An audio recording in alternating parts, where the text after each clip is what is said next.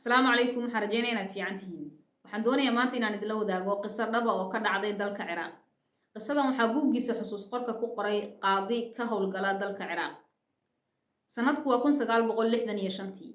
si gaar ah dadku wax yar bay isdhaameen dhaqaale ahaan laakiin si guud dadku dhaqaale fiican ma haysan ama dhaqaale badan ma haysan qaadigan wuxuu ka shaqeyn jiray mid ka mid ah magaalooyinka dalka Ciraaq markii uu ka soo raaxo shaqada casarkii la gaadho gurigiisa hortiisa wuxuu ku leeyahay beer yar oo uu ku nasto halkaas uu kursi dhigtaa uu fadhiistaa ilaa iyo fiidkiis kaga caweeya inta uu meesha fadhiyo markaa wuxuu maqlaa shanqadha dariskiisa hadallada dariskiisa mid ka mid ah dariskiisa qaadigan inay daris ahaayeen baa wuxuu ka shaqeyn jiray dukaan qudaar maalinkii wuxuu ku maqnaadaa maalin oo dhan aroortii buu ka lahaa wuxuu yimaadaa habeenkii buu reerka u yimaadaa maqribka kadib ciyaalkiisa iyo reerkiisa u yimaadaa ninkan wuxuu mas'uul ka yahay marka oo gurigiisa jooga walaaladiis oo laba ah oo gabdha ah hooyadiis xaaskiisa iyo saddex ciyaal uu dhalay dhaqaale ahaan aad iyo aad bay u liitaan subaxii isaga u kala lahaa dukaanka yar uu ka soo shaqeeyo qudaarta buu ka shaqeeyaa maqribkiina wuxuu ku soo noqdaa reerka u soo noqdaa maqribkii markuu imanayo wuxuu ciyaalkiisa u soo qaadaa iyo reerkiisa qudaarta marka meelaha lagu iibiyo qudaarta iyo fruitka iyo qudaarta inta baarta ama baarixiga noqoto in la iibsan waayo ama in la daadiyo ay tahay buu horay ugu soo qaadaa maadaama la iibsanayno kor iyo hoosba la daadinayo uu reerkiisa u soo qaadaa ciyaalkiiba wuxuu u keenaa maqrib kadib markay tahay fruitkii iyo qudaartii baarixiga ahayd ama la daadinayay buu u keenaa ilmihii aad bay usoo kala ordaan maqribka marka la gaadho way ku farxaan reerka dhan farxad baa laga dareemaa maqrib kadib way ku soo kala ordaan wixii buu siiyaa uu keenay intii yareed ee lacagtayduu soo shaqeeyay wixii uu mataqaanaa uu maalinkaas soo helay buu reerkiisa u keenaa qaadigan wuxuu yidhi markaa intaa aan shaqada dariskayga kala maqlayo reerkan waxay ahaayeen reer ka duwan dhammaanba reeraha kale si gaara wuxuu yidhi maqribka marka la gaadho salaada maqrib kadib reerkan waxaan maqlaa ilmihii iyo ciyaalkii gabdhihii walaaladiisaha iyo dhammaan reerkii oo kusoo carara odaygu markuu guriga yimaado kusoo xooma isna uu ka farxiyo uu siiyo marba wixii uu hayay markaa uu soo qaaday maalinka wuxuu yidhi halkaasaan reerka farxadda kala wadaagi jiray maqrib walba marka la gaadho waxay ii noqotay caado heer aan gaadhay buu yidhi markii dambe inaan isu maleeyo anigu inaan ahay aabbahan mid ka mid a ciyaalkiisa kaliya sida aan ugu farxo in farxadda halkaa ugala qaybsado maqrib walba marka la gaadho wuxuu yidhi si gaaraan dhegta ugu dhigaa dhinacooda waxaanan maqlaa farxadda dadka soo kala cararaya odaygaasi wax weyn uma wado laakiin waxaa yaru u wado bay ku faraxsan yihiin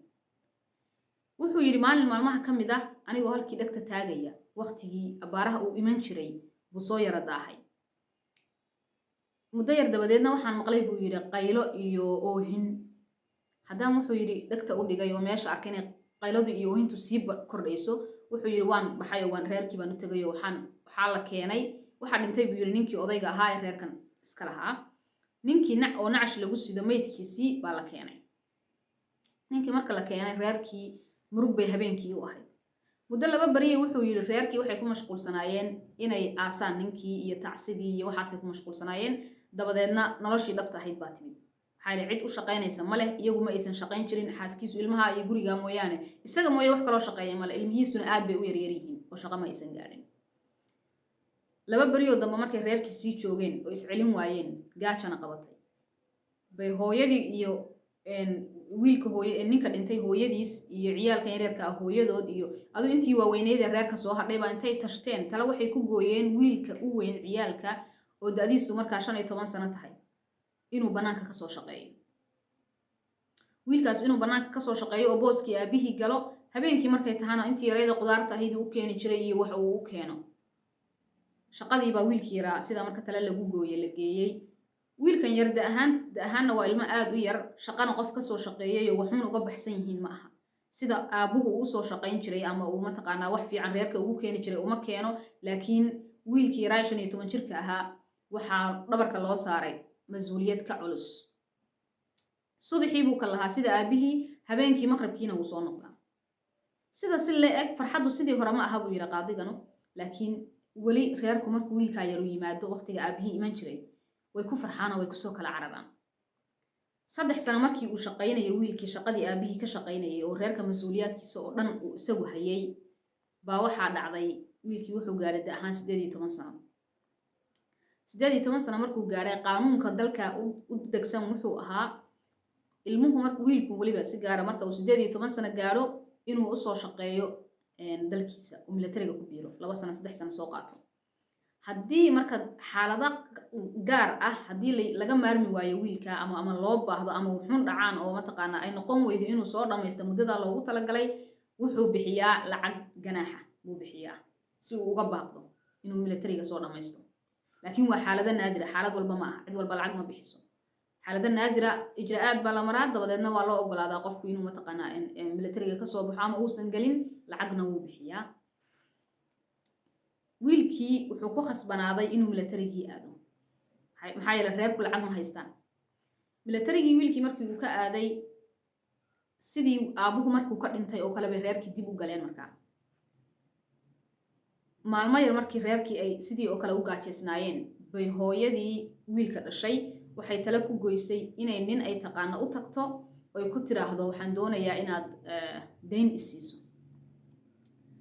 may horta waxay u tagtay ninkii dukaanka iska lahaa dukaanka ka yari ka shaqeeyo odaygii intuusan noolaa buu lacag yar ku darsaday dukaanka wax yaroo naf lahayn intii bay ka soo qaateen ayaamay ku moodeen wiilkiina militariga ku maqan yahay maalmo yar dabadeed lacagtii way dhammaatay lacag yar bay ahayd awalba lacagtii markay dhammaatay waxay maamada go'aansatay inay dayn doonato ninay taqaanay bay u tagtay waxay ka soo qaadatay dayn lacag 50 dalkooda ah 50 waqtigaa joogtay waa lacag aad u badan qiimo ahaan ninkii marka wuxuu ku yidhi lacagta 50ka waan ku amaahinayaa laakiin hal shardi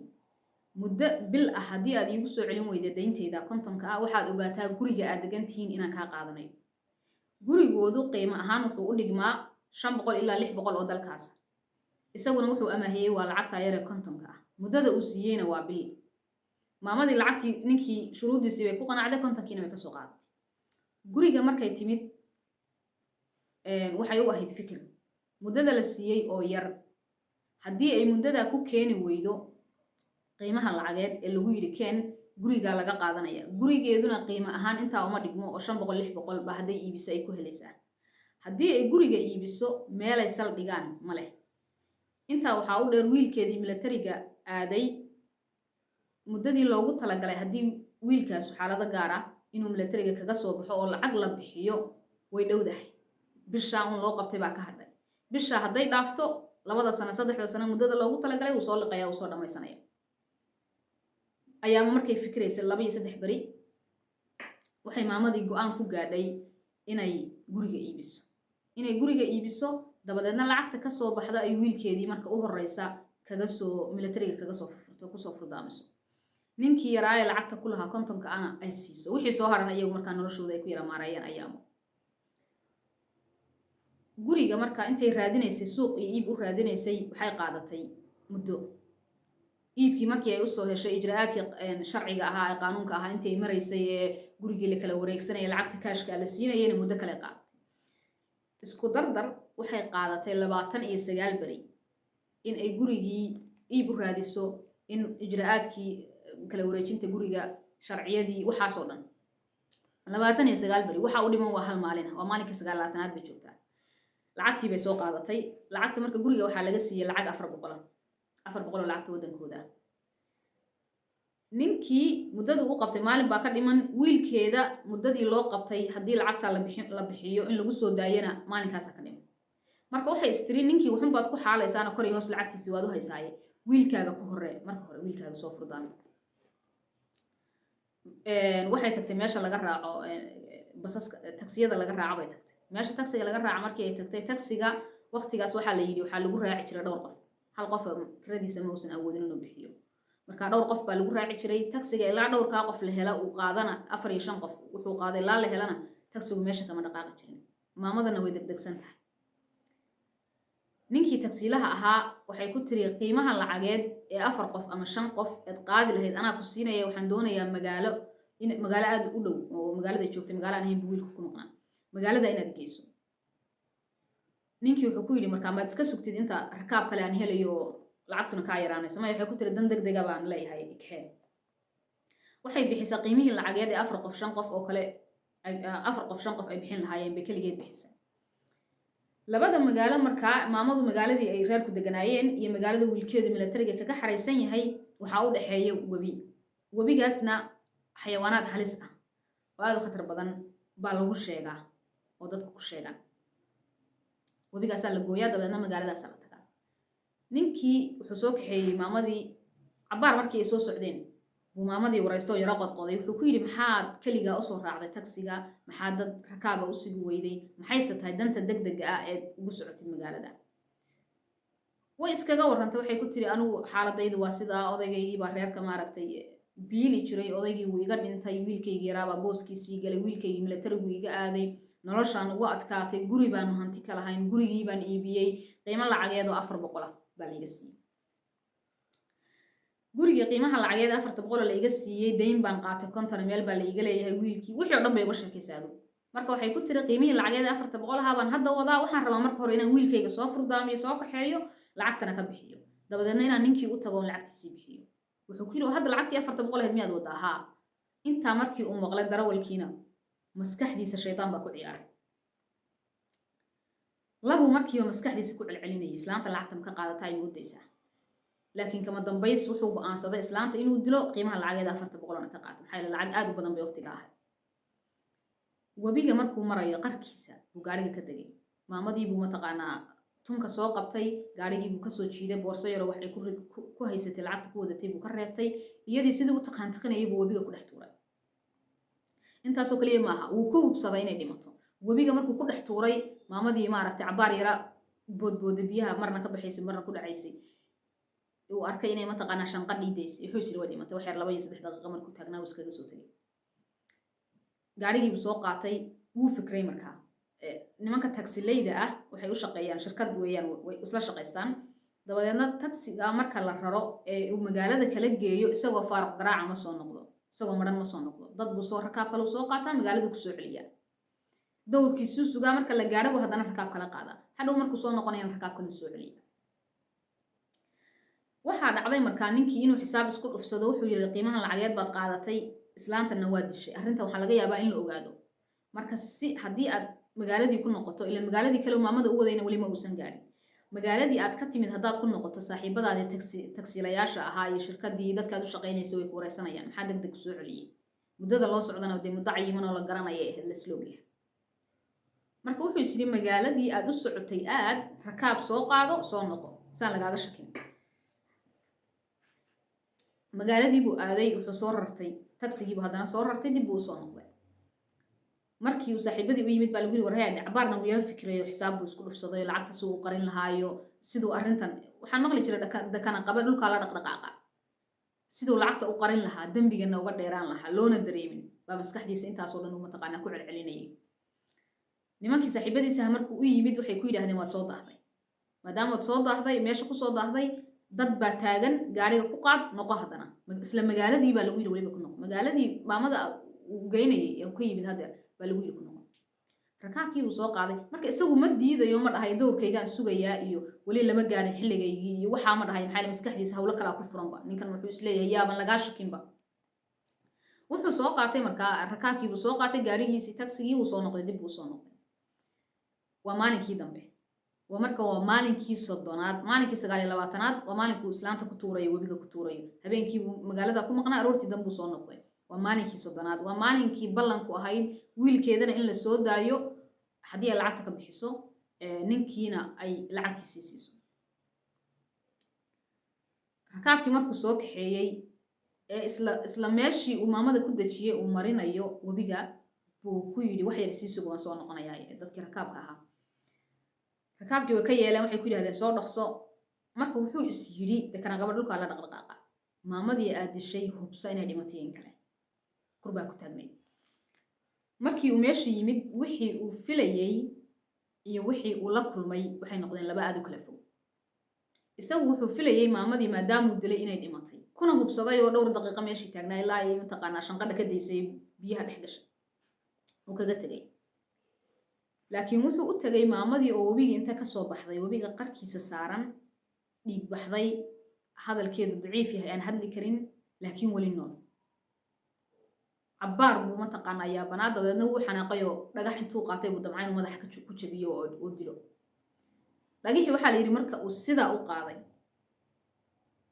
baa waxaa qaniinay mas suntiisu halis tahay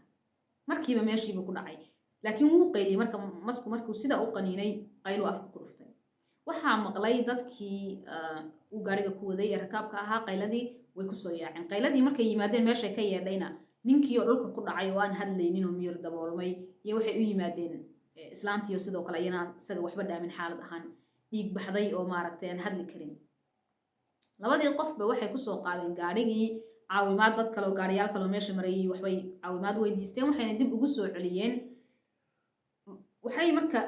maadaama labadan qof xaaladoodu ay adag tahay magaaladay kasoo tageen iyo magaaladay u socdeen magaalo ahaan waxaa u dhow magaaladii ay u socdeen marka waxay geeyeen magaaladii u socdeenna waxay ahayd magaalada wiilkeedu joogo magaaladii wiilkeedu joogay markii ay mataqaanaa la keenay maamadii isbitaal baa la geeyey isaga isbitaalka marka la geeyey nafba laguma geyn isagoo maydaa la geeyey maamadii xoogaa baa la yara dhakhtariyey dhowr saacadood kadib way iska yara fiicnaatay way hadli kartay waxaa u yimid markaa askar baa u timid oo waxay ku yidhaahdeen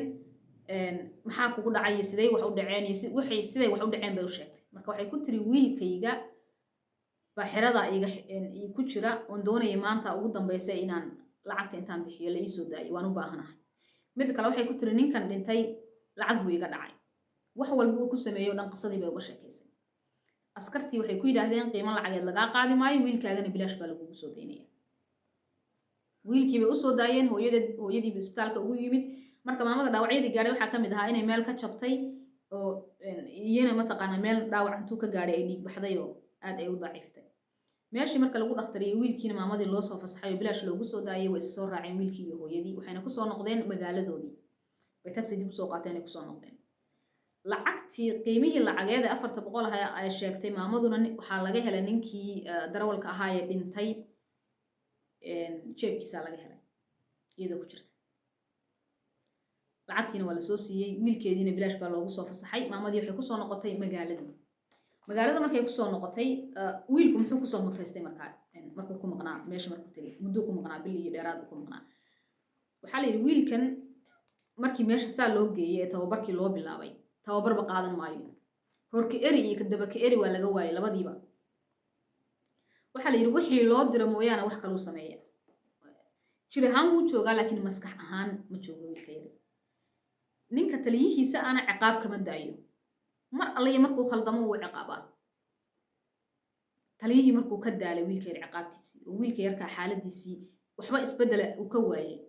buu waraysto ku yidhi warheedha maxaa ku haystaa wiilkii yaraaba u warramay wuxuu ku yidhi xaaladaydu waa sidaa aabahay baa dhintay reerkaygii fikirkaygii maskaxdayduba halkaasay ku maqan tahay jir ahaan waan idinla jooga laakiin maskaxdaydu halkaasay ku maqan tahay bas taliyihiisa wuxuu la tashtay taliyihii isaga ka sarreeyey wuxuu ku yidhi wiilkan yarka ah tababarna qaadan maayo howlgalna nooma raaci karo marka wax kale u dirsan mayno aan ahayn jikada inuu ka shaqeeyo cuntada dadka u kariyo intaasaan u diraynaa isaga kii yaraa marka muddadii uu maqnaaba jiko unbuu cunto ka walaaqaya ayaamihii hore ee maaragtay marna la ciqaabayo marna tababarka yarkaa la siinayo mooyaane intii kale dhan jiko ku maqnaa cunto ka karinayo intaasuu kasoo qabtay markuu ku maqnaa xerada ku maqnaa intaasuu soo qabtay dabeeta waxaa dhacday markii uu soo noqday wuxuu kusoo noqda malaha lacag yaroo lacag ahoo ninkii lacagta laga siiyey 350 baa usoo hadhay 350kii waxay ku raadsadeen guri kale iyo inay nolosha ayaama ku dabartaan wiilkii yaraa maadaama horeyna usoo shaqaynaya muddo 3 sano oo khibrad uu u yeeshay qudaartii iyo suuqii iyo wax soo yara kale fahmay wuxuu bilaabay ganacsi qiimo lacageed oo kasoo hadhay qiimihii lacageed ay isku yara dabareen wuxuu ku bilaabay ganacsi yar ganacsigiisa ilaahay baa u barakeeyey ganacsigu ugu wanaagsanaaday labadii walaaladiisa ahaa ka yaraa wuxuu geeyey waxbarasho isaguna waxbarashadiibu dib ugu noqday wiilkii yaraa waxaa la yidhi wuxuu noqday injineer walaaladiisii labada ahaa mid wuxuu noqday dhakhtar midka kalena wuxuu noqday militarigu ka mid noqday ciidamada militarigu ku biiray reerkii waxay noqdeen hodan wiilkii yarka ahaa hooyadiina aad bay ugu ducaysay iyadii iyo reerkii eedooyinkii iyo reerkii oo dhan dee mas-uuliyadda uu hayeen aad bay ugu duceeyeen markii dee guriga ay iibiyeenna way ka guureen odayga qaadiga ahaa ee qisada ka sheekaynaya laakiin isla magaaladii unbay dhinac ka deganaayeen markii maamadu ay ka soo noqotay wiilkeeda dib u soo celisay buu qaadigii waraystay maamadii wuxuu ku yidhi markii ninku uu kugu tuuray webiga maxaa dhacay ilaa iyo intii uu dib kaaga soo noqonayay waxay ku tiri markii uu webiga igu tuuray markiiba waan miir waxay tiri horta xoogaaban biyaha marna liqayn marna aan kasoo baxayay waxay dabadeed waxay tiri biyihii baan kasoo baxay markaan banaanka saa ugu soo baxay baa nabar i gaadhay markuu itaqaantiqinayay hore awgiis baa waxay tiri dhiig badan baa iga yimid oo baan webiga dhinaciisa ku suuxay waan miir daboolmay muddo dhowr saacadood oo waxba ma kala ogeyn dhowr saacadood kadib baan soo kacay waa habeennimo waa mugdi waa webiga qarkiisii waxay tiri shanqadh ma leh aan ahayn shanqadha dee xayawaanaadka iyo biyaha iyo waxa aan ahayn ilaahay unbaa meesha igu heliyay cid kale oo aadamo oo maraysa male iyo cid kale oo ka dhow midna waxay tiri markaan soo baraarugay waxaan allaha raxmaanka ah u gacmaha u taagtay oon u hoorsaday laba shay basaan ilaahay weydiistay bay tiri tan koobaad in ilaahay subxaana watacaala wiilkayga yarka ah ii badbaadiyo oo xerada iga soo saaro iyo ta labaad oo ah in ilaahay inuu ii badbaadiyo si aan ilmahayga mataqaanaa nolol ugula kulmo labadaa keliya waxay tiri ku celceliyey muddo ilaa iyo waxay tiri aan daciifay oon kari waayey hadalkii intaasaan ilaahay weydiisanay ilaahu i badbaadi oo awlaadayda ila kulansii iyo ilaahu wiilkayga ii badbaadi oonu dib isu helnaa oo xerada iga soo saar labadaasaan ku ducaysanayay ninkii ugu yaaba qaadiga ahaa reer sheekadii halkaasay ku dhammaatay qisadan maxaan isleeyahay waxaa laga qaadan karaa tan koowaad oo ah ducada qofka madluumka ah ilaahay siduu u aqbalo maamadaasu labadaa shay unbay ku ducaysanaysa ilaahay weydiisanaysa habeenkii inta ay xasuusatay ee xiskeedu joogayba intaa unbay ku ducaysanaysa in ilaahay iyadana badbaadiyo wiilkeedana u badbaadiyo ilaahayna wuu ka aqbalay iyo tan labaad oo ah farxaddu inaysan ku xidhnayn hanti farxaddu hanti kuma xidhna ninkan qaadiga ah ee iyaga dariskooda ah ayaga ugu dhaamay dhaqaale ahaan xoogaa yar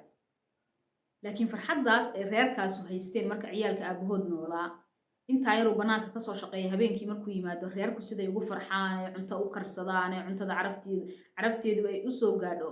qaadigan isagu farxadda noocaasa gurigiisa kuma haysan isagoo shaqo ahaana ninkan yaro dhaamay dhaqaale ahaana dhaamay wallaahi mararka qaar markaan soo lugaynayo ee aan arko dadka waardiyayaasha ah ragga iyo dumarka isqabay waardiyaha ah ninkii iyo naagtii oo casarkii markay tahay guryaha intay hagaajiyaan guriga hortiisa soo fadhiista oo sidaa isu daawado sidaa isu agfadhiya waxaan dhahaa farxadda kuma xidhna hanti kuma xidhna dadka guryahan ay waardiyeynayaan iska leh farxadda iyagu haystaan ma haystaan iyagii waardiyaha ahaa ee shaqada u hayay mataqaanaa farxad bay haystaan maasha allah marka halkaasaan idinka tegayaa sheekadina halkaasay ku dhammaatay waa inoo muuqaalka kan xiga insha allah nabadii caafimaad baan idinka tegay asalaamu calaykum waraxmatullah